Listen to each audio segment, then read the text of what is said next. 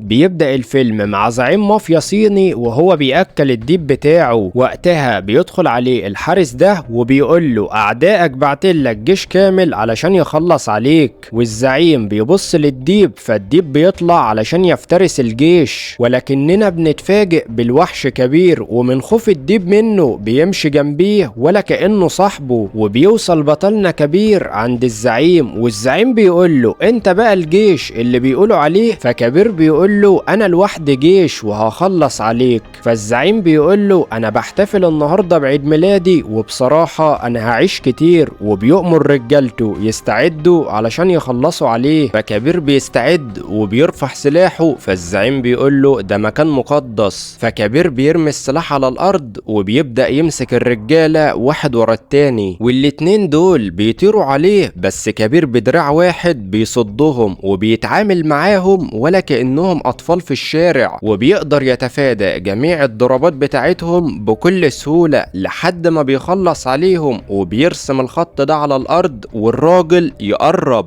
ورجالة الزعيم بيهجموا عليه بس على مين؟ ده كبير محدش يقدره لدرجة انه بيطير وبينزل على الراجل ده، والزعيم بيكون هيتجنن من اللي بيشوفه ومش عارف يعمل ايه. وفجأة الرجالة بتنزل على كبير من كل مكان زي المطر، وكبير واقف وسطيهم ولا بيهمه حد، والكل بيهجم عليه بس بطلنا هندي ولا بيهمه حد صيني، واللي بياخد منه خبطة ما بيقومش من بعدها وبيفضل يضرب فيهم ولا كأنه مش بيتعب خالص. فالجيش الصيني بتجيلهم فكرة مجنونة انهم لازما يربطوه، بس على مين؟ ده كبير سرعته جبارة محدش بيقدره. والزعيم بياخد البنتين دول وبيهرب من المكان، والطيارة دي بتيجي علشان تاخده، والزعيم بيعدي من فوق المعدية وكبير وراه وبيسيب عليه البنتين دول، وكبير بيطير وبيقطع المعدية وبيمسك بالحبل ده في الطيارة وبيطلع عند الزعيم وبيقول له كل سنة وانت طيب يا زعيم، وبيضرب الطيار والطيارة بتقع وبتنفجر والزعيم جوه. والديب بيقرب من كبير وبيقول له ده انت طلعت ديب اكتر مني. بعدها كبير بيسافر برلين وبيقابل البنت دي اللي بتديله حق المهمة وبتقول له انت عملت 20 اغتيال في شهر واحد، ده انت طلعت جاحد ومحدش قدك، بس المشكلة انك هتوحشني لان في شخص عاوزك تشتغل معاه دايما. فبيقول لها انا بشتغل بدماغي ومع نفسي. فبتقول له روح قابل الشخص ده اللي اسمه كالي وهتفهم كل حاجة. وفجأة الغاز بيتفتح على كبير من كل مكان وبيظهر انها غدرت بيه، واول ما كبير بيفوق بيلاقي القناصات محاصرة من كل اتجاه، وفي اشخاص كتير جدا من جميع جنسيات العالم عاوزين يتكلموا معاه، وهم دول بقى منظمة كالي اللي طلعت مجموعة كبيرة جدا مش مجرد شخص واحد، وهم دول برضو يا صديقي اللي بيتحكموا في الكوكب كله ولكن بسرية تامة، وبيعرفوا كبير ان هم محتاجينه يشتغل معاهم ويبقى جزء منهم. فكبير بيقول لهم الفلوس تكون موجودة هتلاقوني معاكم، ومنظمة كالي بتوافق وبتقول له في ضابط واجع دماغنا وعاوزينك تخلص عليه. فكبير بيقول لهم اسم الضابط ومكانه واعتبروه ميت.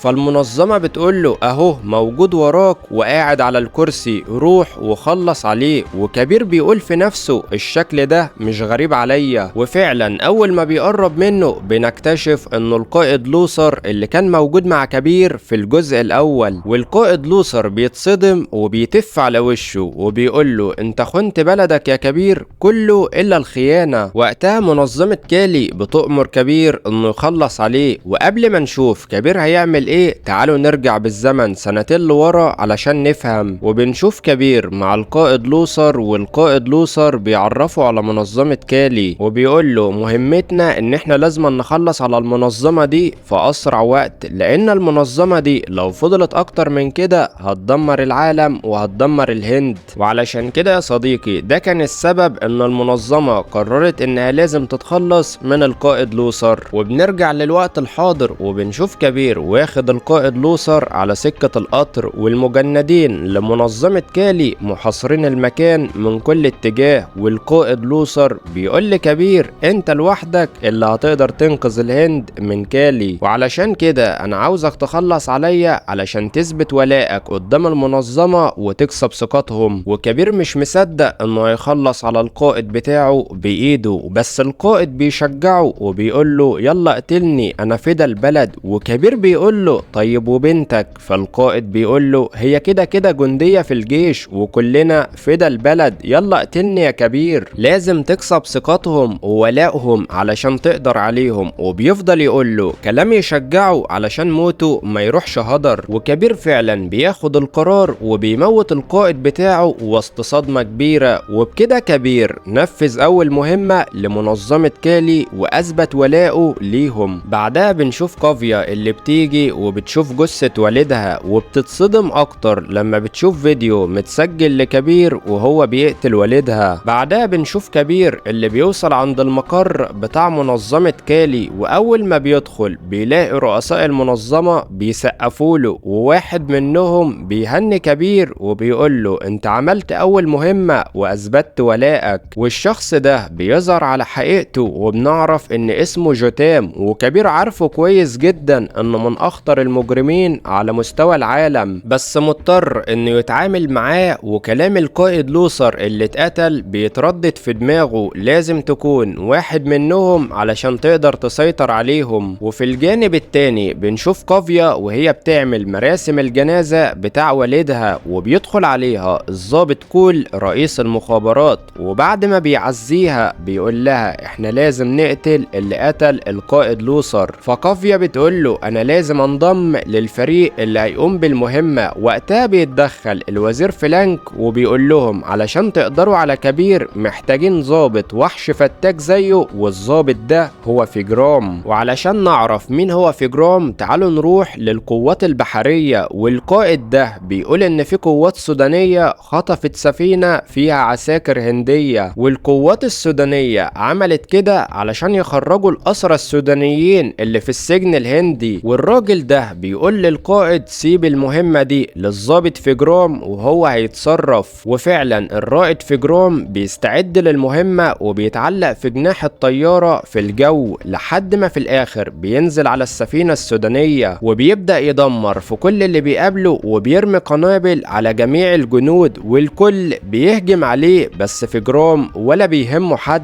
وبيفضل يتعامل مع جميع الجنود بكل شراسة. ومهما حاولت الجنود مش بيقدروا عليه، والراجل ده بيضرب عليه بالRPG وفيجرام بيصدها. والقائد بتاعهم بيجيله لحد عنده وبيحاول يحرقه، وفيجرام بالسلسلة بتاعته وبيديله على دماغه وبيطير في الجو وبينزل عليه وبيرمي السلاح على الغاز وبيطير على السقالة بسرعة رهيبة جدا، والغاز بيشتعل والمكان كله بيتفجر. وصاحبنا فيجرام في القمة وبيروح يركب الونش ده والجنود بيفتحوا عليه ضرب النار، وصاحبنا بيرمي عليهم حجر ضخم جدا بيكسر المكان، والأسرى الهنود بيخرجوا وفيجرام بيلاقي القائد ماسك شاكوش وجاي ناحيته، وبيبدأ يحصل اشتباك ما بينهم والقائد بيضربه ضرب من حديد، وفيجرام بياخد منه الشاكوش وبيديله القاضية في الحتة الفاضية وبيروح يقطع السلك بتاع الحجر علشان يهيئ الطريق للهروب، وبيخرج بجميع الأسرى وبيفجر السفينة بالكامل وبتنجح المهمة بتاعته وبيرجع فيجرام للهند. ساعتها كول رئيس المخابرات بيطلب من فيجرام انه ينضم للفريق اللي هيروح يقتل كبير، ولكن المشكلة مش بيكونوا عارفين كبير ممكن يكون فين. لكن كافيا بنت القائد لوثر بتقول لهم ان كبير كان يعرف بنت اسمها نينا ولكنها اتقتلت في اخر عملية، وكبير وعدها انه هيخلي باله من بنتها اللي اسمها روي. وبتكون الخطة يا صديقي ان هم هيسافروا وهيراقبوا البنت روي، ومن خلالها هيقدروا يوصلوا لكبير علشان يقتلوه. وفعلا فيجرام وكافيا بيسافروا اسبانيا وبيقدروا يراقبوا روي، وفي نفس الوقت بنشوف البنت روي اللي بتكون كبرت وكبير بقى بيعلمها اسلوب الجاسوسية، وكافيا بتقرر انها لازم تنزل بمفردها علشان تقتل كبير. وكبير وكبير بيجيله رسالة انه يهرب من المكان علشان جهاز المخابرات بيحاولوا يقتلوه، فبيكلم روي انهم لازما يهربوا من المكان، والفريق المراقب بيفضل ماشي وراه لحد ما بيدخلوا في مبنى مهجور، وكبير بيبدأ يخلص عليهم واحد ورا التاني، وبيكلم روي وبيقول لها اسرقي اي عربية علشان نهرب فيها. وبيجي يهرب من المكان بيتفاجئ بقافية قدامه وبترفع عليه السلاح علشان تقتله، وبتقول له كل اللي انا عاوزاه منك انك تقول لي انك ما قتلتش ابويا. وكبير مش بيرضى يرد عليها وبيخبط المسدس وبياخد منه الخزنة وبيرميها بعيد، وقافية بتبدأ تشتبك معاه وهي مصممة انها لازم تقتله، وكبير بيحاول بس يصد كل ضرباتها، وقافية بتحاول تضربه بكل قوتها، بس كبير بيقرر انه يرمي نفسه من مكان عالي وهو مأمن نفسه في الحيطة. واول ما بينزل بيلاقي روي قدامه بالعربية، وبيطلع بالعربية بأقصى سرعة، وفجرام بيقابله في الطريق، فكبير بيرجع بالعربية بتاعته وفجرام وراه لحد ما بينزل من على السلالم، وكل المصيفين اللي هناك بيكونوا بيجروا بسرعة، وعربية من الشارع بتخبط عربية فجرام وبتوقفه، وكبير بينتهز الفرصة وبيقرر يهرب من المكان، وفجرام مش بيستسلم، والاتنين بيجروا ورا بعض في جميع الشوارع، وعربيات الشرطة بتحاول تلحق بيهم وتمسكهم، بس الاتنين بيجروا ورا بعضهم في جميع الطرق ولا كأنهم في سباق شوارع، وبيطلعوا على الجسر العالي ده، وكبير بيقرر يعمل فخ لفجرام، وفجرام بالسلامة انت، وعربيته بتتشقلب، وعربيات الشرطة بتوصل عندهم، وكبير بيرجع بالعربية ولكنه بيلاقي نفسه محاصر من جميع الاتجاهات، وفجرام هو كمان بيخرج من العربية وبيرفع السلاح بتاعه، وفي نفس اللحظة كبير بتجيله فكرة مجنونة وبينط من فوق الجسر العالي وبينزل على القطر، وكرسي العربية بيتكسر وروي هتقع، وفجرام بينزل على القطر وبيقرر انه ينقذ روي، وفجأة بيتخبط وبيطير الناحية التانية، وعربية كبير بتقع قدام القطر وعلى وشك الانفجار، وكبير وروي بيطلعوا فوق فبيلاقوا فجرام قدامهم، وفجرام بيتأكد ان في انفجار هيحصل فبيقرر ينقذ الناس اللي في القطر، وبيفصل مقدمة القطر عن باقي العربيات، وكبير وروي على وشك ان العربية تنفجر بيهم فبيقرروا يرموا نفسهم في البحر وينقذوا نفسهم. بعدها بيروحوا في بيت قديم عند ام خالد، وخالد ابنها ده اللي مات في الجزء الاول، ولو ما شفتش الجزء الاول يا صديقي فانا سايبهولك في اول تعليق مثبت، وعلى فكرة هيعجبك جدا، بس اصبر على المقدمة بتاعته شوية علشان تفهمه. المهم كبير بيطلب من ام خالد انها تخلي روي عندها، وبيقول لها انه عنده مهمة في مصلحة الوطن، وام خالد من حبها للوطن بتقبل الطلب بتاعه. بعدها كبير بيرجع تاني لمنظمة كالي، وجوتان بيطلب منه مهمة جديدة، والمهمة بتكون انه عاوز الوزير فلانك ينضم لمنظمة كالي، لان الوزير ده في ايده مصالح الهند كلها، ولكن المشكلة بالنسبة لمنظمة كالي ان الوزير ده وطني حبتين، وعلشان كده جوتان بيطلب من كبير انه لازم يقتل اولاد الوزير، وده علشان يقتنع ان منظمة كالي مش بتهزر وينضم ليهم، وكبير بيتصدم من طلبه بس لازم ينفذه علشان المنظمة تثق فيه اكتر وبعدين يقدر يخلص عليهم، وبيقرر انه يكلم فيجرام ويتقابلوا مع بعض علشان يتفاهموا، بس طبعا يا صديقي كل واحد بطريقته، ده مثبت ده وده مثبت ده، وكبير بيقول له احنا هنفضل كده ولا ايه، ما كل واحد يشيل السلاح بتاعه، وفعلا الاتنين بيبدأوا يتفاهموا مع بعض.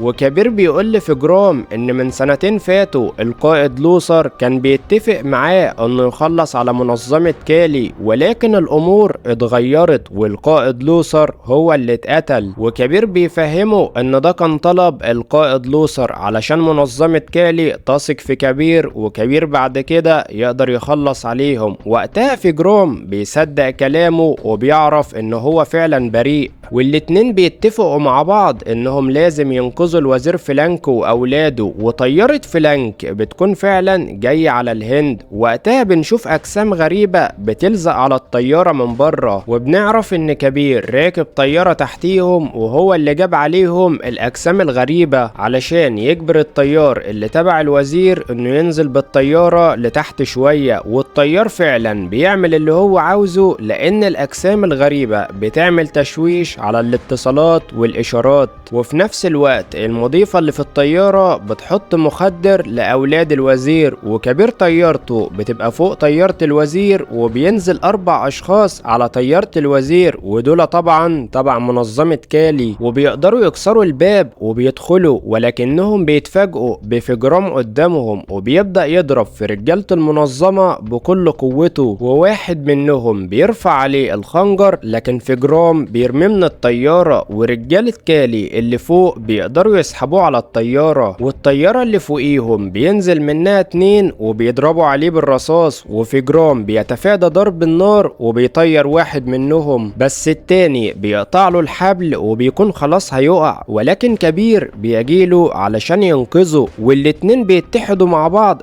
ضد رجالة كالي، والاتنين دول بيفتحوا عليهم ضرب النار، بس رجالتنا بيطيروهم من على الطيارة، ورجالة كالي اللي فوق بيحاولوا يوقعوهم، وكبير بيمسك في ايد صاحبه وبيفتح عليهم ضرب النار، والطيارة بتنفجر، وكبير وصاحبه بيدخلوا جوه طيارة الوزير وبيخلصوا على المضيفة لأنها خاينة، وفجأة الأمور بتتغير، وفجرام بيفتح ضرب النار على أولاد الوزير وبيرفع السلاح على كبير، وبنعرف إن فجرام خاين وتبع منظمة كالي، وبيقول لكبير أنا مش هقتلك المرة دي، بس أوعدك موتك هيكون على إيدي، وبيديله الباراشوت وبيقول له كلمة حرفيا بتصدمه، بيقول له انزل يا كابو، وبيرميه من الطيارة بالباراشوت بتاعه. وقتها كبير بيفهم ان ده صديق عمره راجو، وبعد ما بيوصل بسلام بيبدأ يفتكر كل ذكرياتهم مع بعض، وبنشوفه هو صغير وكان حواليه اطفال شوارع وبيضربوه، لكن وقتها راجو اللي هو فجرام حاليا مسك الاطفال دول وفضل يضرب فيهم كلهم، رغم انه اصلا ما كانش يعرف كبير، وقدر ينقذه من وسط الاولاد ويهربوا، والاتنين نزلوا على القطر ده وقدروا يمشوا من المكان كله، وراجو بدأ يعلمه اساليب الشوارع وازاي يقدروا يسرقوا علشان يعيشوا، وكمان بدأ يعلمه القتال علشان يقدر يدافع عن نفسه، لدرجة ان كبير اتعلم منه كل حاجة زي القتال والسرقة وازاي يدافع عن نفسه. وكمان راجو قال له من هنا ورايح هيكون اسمك كابو، وهنعيش مع بعض الحياة بحلوها ومرها، لكن وقتها الشرطة كانت بتحاول تلحقهم وقدرت تمسك كبير لوحده، وراجو علشان ما كانش يقدر يستغنى عن كبير قرر انه يسلم نفسه ليهم، والاتنين دخلوا مع بعض الاحداث. وبعد مرور شهر راجو كان بيخطط ان هم لازم يهربوا، ولكن بنشوف عربية بتيجي بتغير لهم تخطيطهم نهائي، لان اللي كان في العربية القائد لوثر، والقائد لوثر جمع جميع المساجين وقال لهم ان المؤهل فيهم هيبقى جندي في الجيش الهندي بدل ما يقضي حياته كلها في السجن. وجميع الاختبارات اللي المساجين دخلوها كان راجو كبير بيطلعوا في الاول دايما، والقائد لوثر لما اجتمع مع كل واحد منهم لاحظ ان كبير بيفكر بطريقة عقلانية جدا بينما راجو عكسه تماما، ولما جه يوم النتيجة قرر انه يختار كبير ومسجون تاني غير راجو، والاتنين دول هما اللي هيكونوا جنود في الجيش الهندي. وراجو اتعصب جدا وطلب من كبير ان هما لازم يهربوا، وكبير رفض طلبه، فراجو قال له ده انا اللي علمتك كل حاجة في حياتك وازاي تقدر تعيش، بقى ده جزاتي يعني؟ طيب انا عاوزك تكون عارف ان من هنا ورايح انت في طريق وانا في طريق. وراجو فعلا قدر انه يهرب من على السور، وقبل ما بيمشي بيقول لي كبير خليك انت طول حياتك تفضل جندي خادم في الجيش، وعاوزك تكون عارف ان هيجي يوم وهتلاقيني انا اللي بحكم الهند بالكامل، سلام يا كابو يا صديقي القديم. بعدها كبير بيقدر يحدد مكان جوتام في الخليج العربي، واول ما بيوصل هناك بيمسك الرجالة وبيمس عليهم واحد ورا التاني، وكل اللي بيقابله على السفينة بيقضي عليه لحد ما بيوصل عند جوتام. ولو حضرتك نسيت يا صديقي من جوتام احب اقولك ان ده اللي تبع منظمة كالي، وكبير بيلاحظ ان في اجتماع لمنظمة كالي، والمنظمة بتطلب منه انه يقتل رئيس الوزراء الهندي، وبعد كده هيخلوا واحد من منظمة كالي يبقى الرئيس للهند، وبكده منظمة منظمة كالي تكون قدرت انها تحكم الهند بالكامل، لكن كبير بيربط جوتام وبيهدد منظمة كالي وبيقول لهم صدقوني انا هقدر اوصل لمكان وجودكم الحقيقي وهخلص عليكم كلكم، وبيضرب في جوتام علشان يقول له فين مكانهم، لكن فجأة بيتضرب عليه بالرصاص وبتيجي رصاصة في دراعه وبيظهر ان صديقه وحبيب عمره في جرام هو اللي ضربه، وبيتكلم مع جوتام وبيقول له هو انتوا ازاي تقبلوا ان كبير يكون معاكم في المنظمة؟ بس جوتام بيختلف معاه في الكلام. وقتها في جرام بيقرر انه يخلص عليه وبيقرب على كبير وبيقول له عدت السنين وانت لسه جندي في الجيش زي ما انت، وخلاص انا قربت اني احكم الهند بالكامل. وبيرفع عليه السلاح وبيقول له انا لازم انهي عليك دلوقتي حالا. بس كبير بيفجر الالغام اللي كان حاططها في السفينة وبينط من السفينة على المركب بتاعه. وفي جرام بيكلم اصدقائه اللي من منظمة كالي علشان يلحقوه، وبسرعة بتظهر طيارة وبتضرب على كبير، بس كبير بيرمي قنبلة موقوتة على الونش ده والونش بيتدمر وبيلبس في الطيارة وبتتفجر. والقصة لسه مكملة لان في جرام بيوصل بالمركب بتاعه وبتبدأ تحصل بينهم حرب سيطرة على المية، وكبير بيضرب بالنار على اجهزة القيادة بتاعة فجرام. وفجرام المركب بتاعته بتطلع عند السباق بتاع العربيات بينما كبير لسه في المية بالمركب بتاعه، والاتنين بيتقابلوا في تقاطع وفجرام بيضربه بالرصاص وكبير بيقوم وبيرمي عليه خطاف وبيسحبه وراه. بس فجرام بينزل من المركب وبيكون على الزلاجة وكبير بيستنى اللحظة المناسبة لحد ما فجأة بيطير بالباراشوت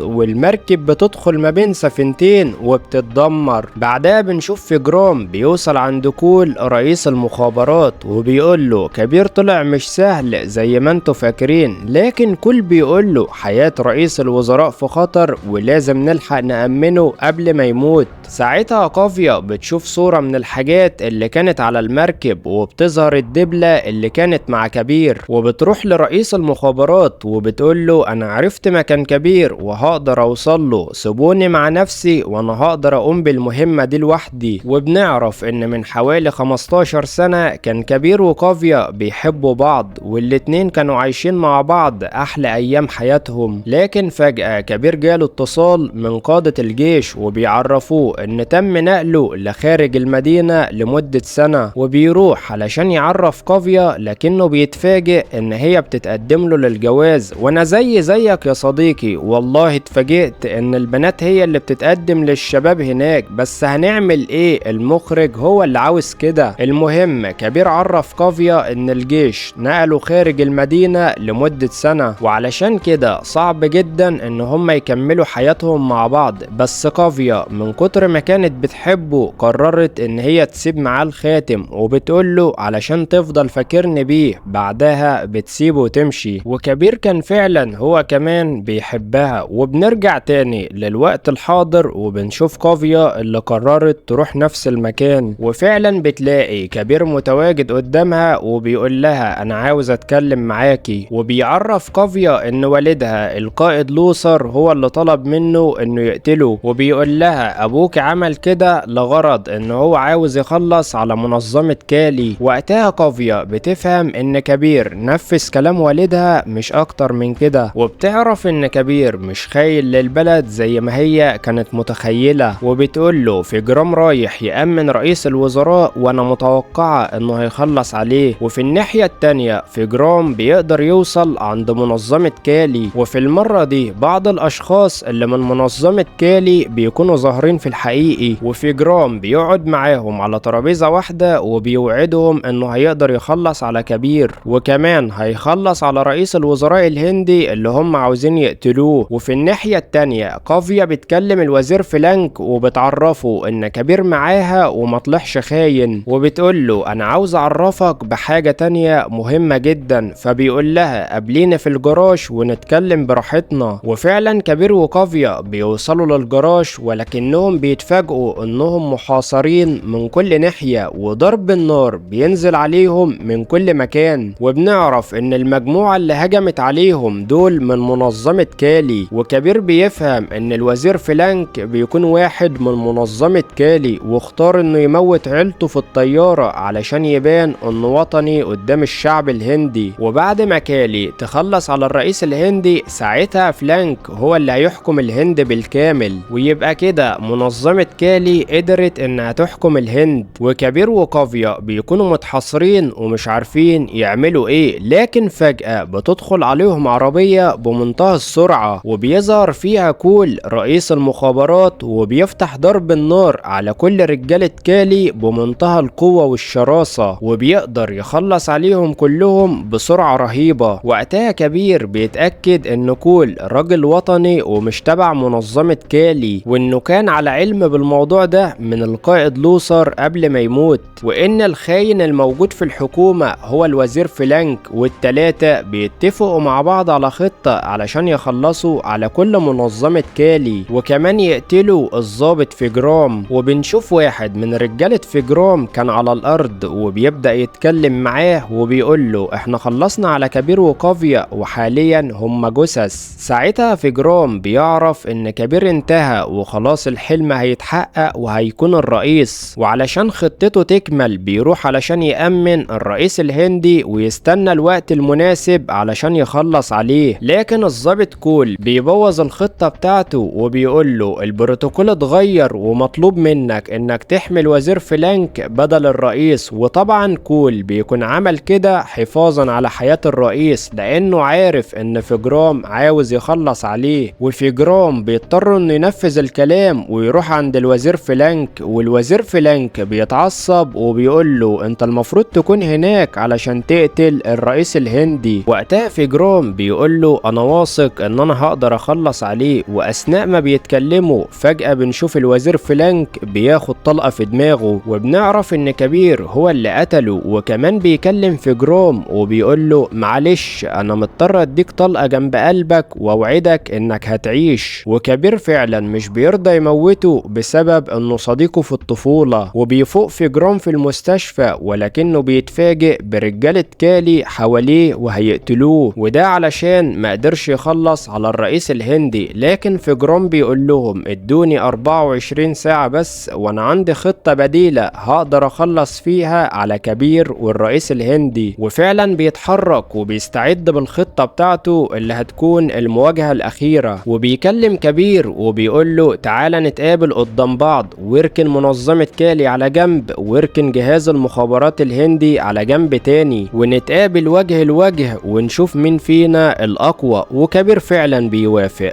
وقبل ما بيتحرك بيعرف كول وكافيا انهم يثقوا فيه انه مش هيخسر ابدا، وبيدي الخاتم لكافيا وبيقول لها خليه معاكي لان انا عارف ان انا هرجع لك تاني. وبيركب الموتوسيكل بتاعه وبيروح في قلب الجليد علشان يقابل فيجرام. وفيجرام اول ما بيشوفه بيقول له انا عامل لك مفاجأة كبيرة وعاوزك تشوفها، وبيخليه يشوف بس مباشر للرئيس الهندي وهو بينزل من الطيارة. وبيطلع ان رجالة فيجرام هم اللي مأمنين الرئيس الهندي وبيفتحوا عليهم ضرب النار. لكن كول وكافيا بيحاولوا يتصدوا ليهم وينقذوا الرئيس لحد ما بيقدروا انهم ينقذوه على اخر لحظة. وكبير من كتر ما هو متعصب بينزل ضرب في صديقه فيجرام وبيقرب عليه وبيخبطه في الجليد بكل قوته. وفيجرام بيعصبه اكتر وبيقول له كل ما تقرب من حد علشان يبقى جنبك بيكون جزاته انه يموت. في الاول نينا وثقت فيك وفي الاخر ماتت بسببك، حتى خالد صاحبك مات بدم بارد وما كنتش عارف تلاقي جثته. وكبير بيتعصب اكتر وبيضربه. وفيجرام بيقول له والحكاية ما وقفتش عند خالد، حتى القائد لوثر صديقك انت ضربته برصاصة في صدره بايدك،